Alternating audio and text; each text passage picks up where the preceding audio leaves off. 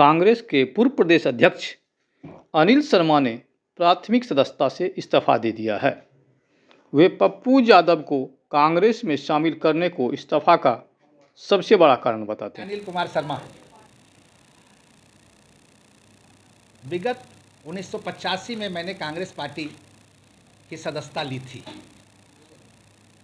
और अभी लगभग 39 साल हो रहा है। यदा कदा मैं पार्टी के कार्यकलापों के बारे में अपनी बातें कहता रहा हूँ। कभी उसका असर हुआ है, कभी कभी उसका असर नहीं भी होता है। उन बातों में एक बात बहुत प्रमुखता से रही है कि मैं 1998 में जब से राष्ट्रीय जनता दल के साथ कांग्रेस पार्टी का गठबंधन हुआ था, उस समय से उस गठबंधन के मैं विरोधी रहा हूँ। उस समय आदरणीय सीताराम केसरी जी राष्ट्रीय अध्यक्ष थे। यद्यपि संयुक्त बिहार में 21 सीटें कांग्रेस को मिली थी, मगर उस समय भी उम्मीदवारों का चयन लालू जी की मर्जी से ही हुआ था और उसका रिजल्ट ये हुआ था कि बिहार में सत्ता का पर्याय बन चुकी पार्टी वोटकटवा पार्टी के रूप में जानी जाने लगी थी। पूरे प्रदेश में इसी तरह की बात लोग करने लगे थे और उसके बाद 99 और लगातार।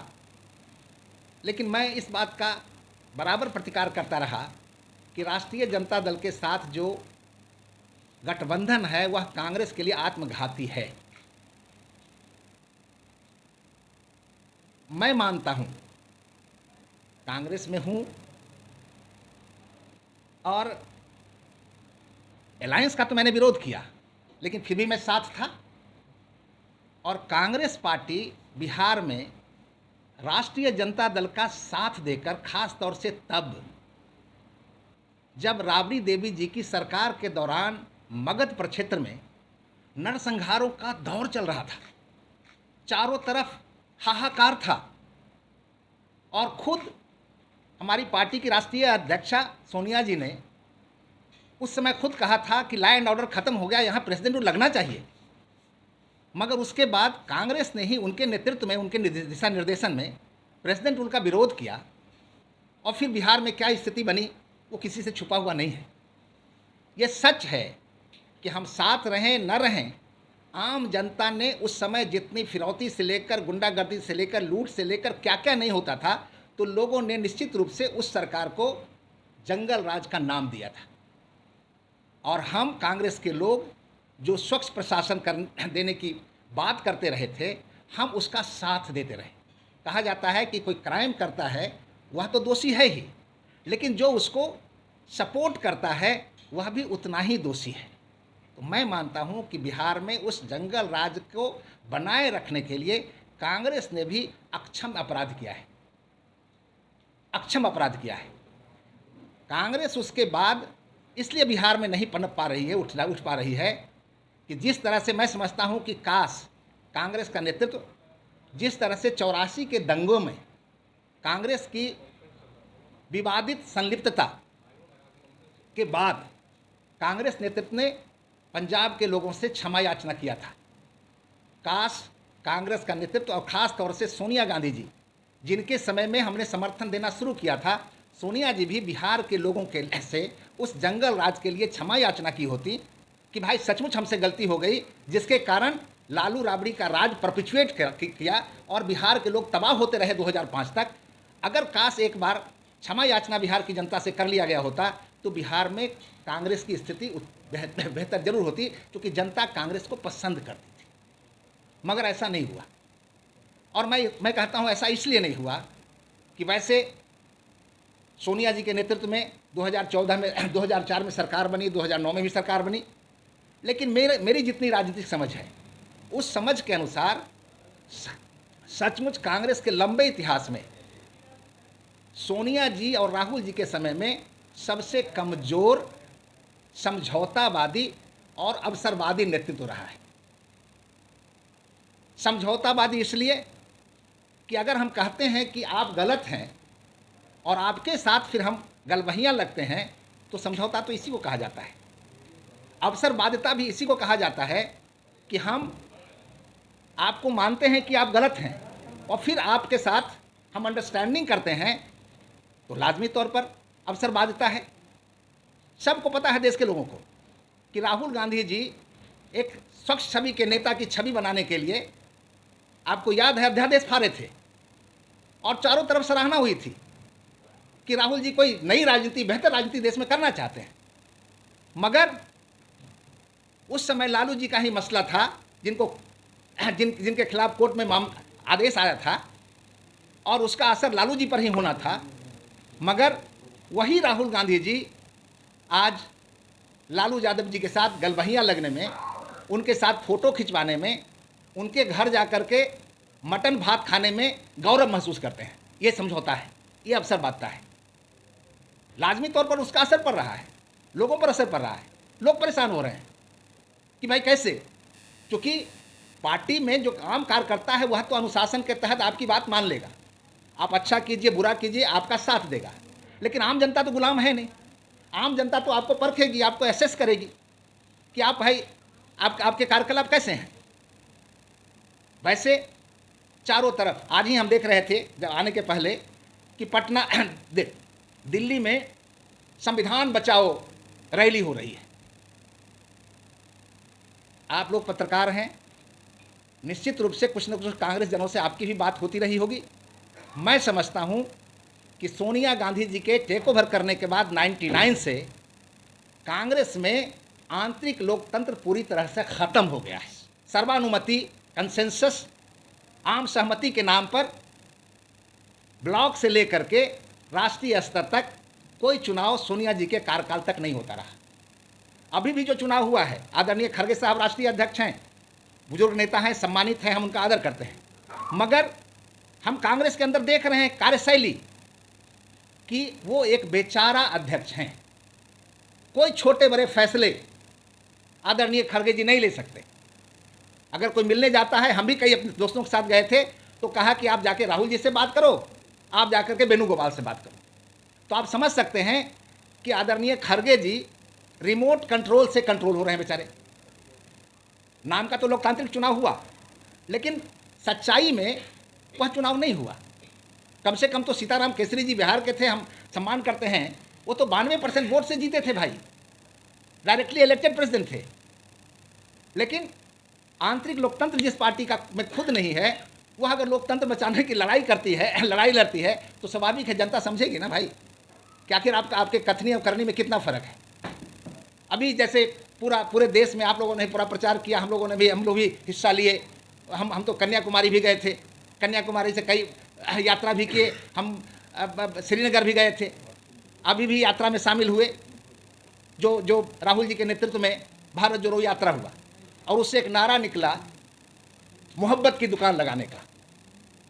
मैं समझता हूं कि सचमुच अगर राहुल गांधी जी मोहब्बत की दुकान का असर देखना चाहते थे और उससे जनता को लाभान्वित करना चाहते थे या चाहते हैं, तो राहुल गांधी जी को जम्मू कश्मीर, जहां आतंक की प्रकाष्ठा है, जहां एक समुदाय सिर्फ और सिर्फ घृणा की राजनीति करता है, नफरत की राजनीति करता है, सोच रखता है, वहां जाकर राहुल गांधी जी को मोहब्बत की दुकान लगानी चाहिए।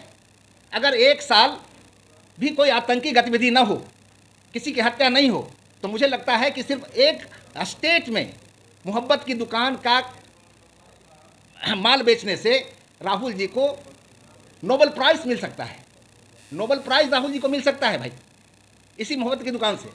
लेकिन सड़क पर कहने से मोहब्बत की दुकान का तो कोई असर दिखना चाहिए ना।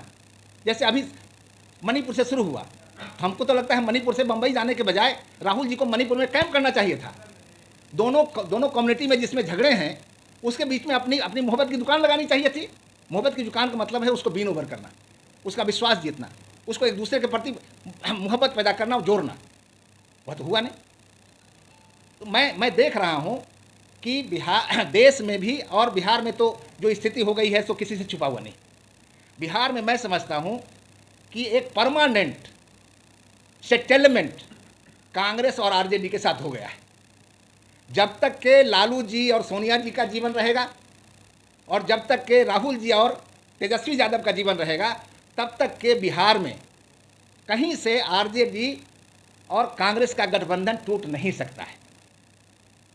बिल्कुल डिपेंडेंट हो गई है कांग्रेस राष्ट्रीय जनता दल पर, और जो प्रदेश के लिए बड़ा घातक है। मैं समझता हूं कि अगर सचमुच 2019 के चुनाव में राष्ट्रीय जनता दल को 2, 4, 5 एमपी जीत गया होता तो 2020 में निश्चित रूप से जंगल राज की वापसी हो जाती। और अगर इस चुनाव में भी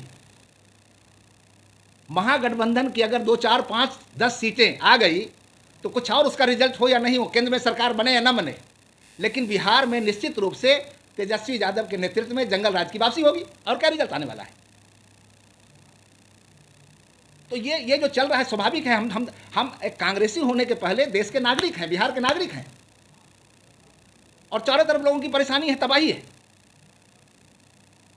दूसरों को, हम कांग्रेस के लोग दूसरों को कहते हैं ये कॉमनल है, कॉमनल है, कॉमनल है। हमारा सीधा कहना है, खास तौर से मैंने महसूस किया है कि अयोध्या के रामलला के प्राण प्रतिष्ठा के समय सोनिया जी के सहमति से कांग्रेस ने जो आमंत्रण ठुकराया, उससे साफ लगता है कि बाकी कौन कॉमनल है वो तो देश की जनता समझे, लेकिन निश्चित रूप से सोनिया जी का एक्शन कॉमनल लीडर का रहा है।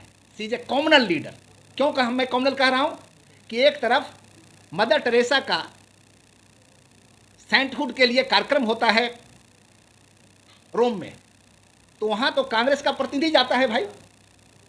मार्गरेट अल्वा गई, एक और क्रिश्चियन लीडर गए, और यहाँ अगर हो रहा है रामलला का प्राण प्रतिष्ठा, वहाँ पर अगर आप नहीं देते हैं तो कॉमनल किसको कहते हैं? जो दुराग्रह से ग्रस्त हो।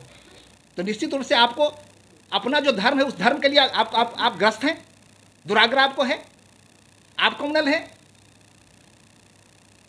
तो ये जो सिर्फ नारे की बात है, तो स्वाभाविक रूप से कांग्रेस अगर रिजेक्ट हो रही है प्रदेश में, देश में, उसका मूल कारण है कि कांग्रेस पार्टी के करनी और कथनी में बहुत बड़ा फर्क है।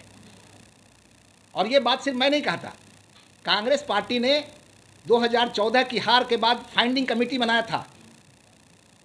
ए.के. एंटोनी थे उसके चेयरमैन, और ए.के. एंटोनी ने कहा कि चूंकि हमारा माइनॉरिटी की तरफ इतना एक्सट्रीम झुकाव है, उसका रिजल्ट हुआ है 2014 का रिजल्ट।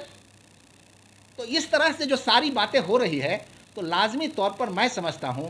और उसके बाद इधर आपने देखा खुद ही, टीम में कोई व्यक्ति पटना से लेकर दिल्ली तक नहीं मिलेगा आपको जो कहे कि अनिल शर्मा ने मेरे पास एमएलसी बनने के लिए कभी कोई अप्रोच किया, रिक्वेस्ट किया, या राज्यसभा की सदस्यता के लिए रिक्वेस्ट किया। मैंने कभी नहीं किया है। हम सार्वजनिक रूप से कह सकते हैं, आई हैव नॉट अप्रोच। मैं शुद्ध रूप से पॉलिटिकल एक्टिविस्ट हूँ। आप देखिए, हमने अभी दे रहे हैं, जो आदमी 39 वर्षों में सिर्फ 4 साल पार्टी के पद पर रहा हो, वह अगर अवसरवादी होता, पद के पीछे रहता, तो लाजमी तौर पर 4 ही साल रहेगा। मैं तो 2 साल पार्टी का जनरल सेक्रेटरी रहा 98 to 2000, और 21 महीने के लिए पार्टी का प्रेसिडेंट रहा। 39 साल में मात्र 4 साल। तो इसलिए मेरे ऊपर यह नहीं कह सकते कि मैं कोई पद के, कोई असुविधा के कारण, कोई निजी हित के टकराव के कारण ऐसी बात कह रहा हूँ। मेरा उससे मतलब नहीं है। अभी छोड़ने का अभी डिसीजन लिया, कोई तात्कालीन कारण है। मैंने कहा ना कि जब राजेश रंजन पप्पू यादव, जो मेरी अध्यक्षता काल में मुख्य मुद्दा था मेरा विरोध का, अगर उन्हीं का महिमा मंडन होता हो तो मेरे जैसे कार्यकर्ताओं का कांग्रेस से बने रहने का कोई औचित्य ही नहीं रह जाता है। माना जाए कि पप्पू यादव के कारण आपने पार्टी छोड़ दी। बिल्कुल, वह भी कारण है। हाँ जी, जब आप प्रदेश अध्यक्ष थे तो आपने सदाकत आश्रम में साधु यादव को चांदी का मुकुट पहनाया था, क्या वे दूर के दूर थे? साधु यादव को चांदी का मुकुट मैंने नहीं पहनाया था, यह भी आपको जानकारी होनी चाहिए। नहीं, अध्यक्षता का कोई स्वाभाविक है, अध्यक्षता काल में कोई और किसी को भी पहनाता है, लेकिन उस समय अगर मैंने साधु यादव को ज्वाइन कराया था तो लाजमी तौर पर वह एक युद्ध की स्थिति थी, वार का सिचुएशन था। लालू यादव जी ने चैलेंज किया था कांग्रेस को कि कांग्रेस की जो हैसियत थी वो मैंने दे दिया, और सोनिया गांधी का क्या है बिहार में।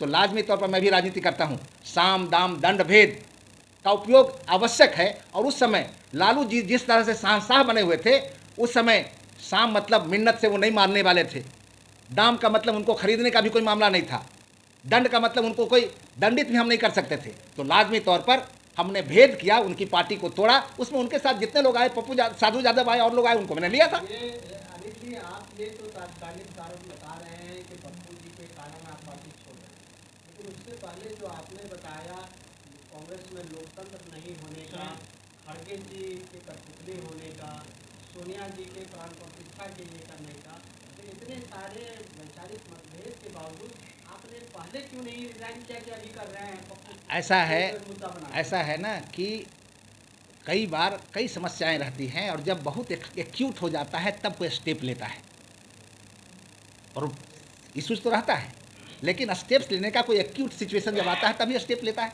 तभी मैंने लिया है।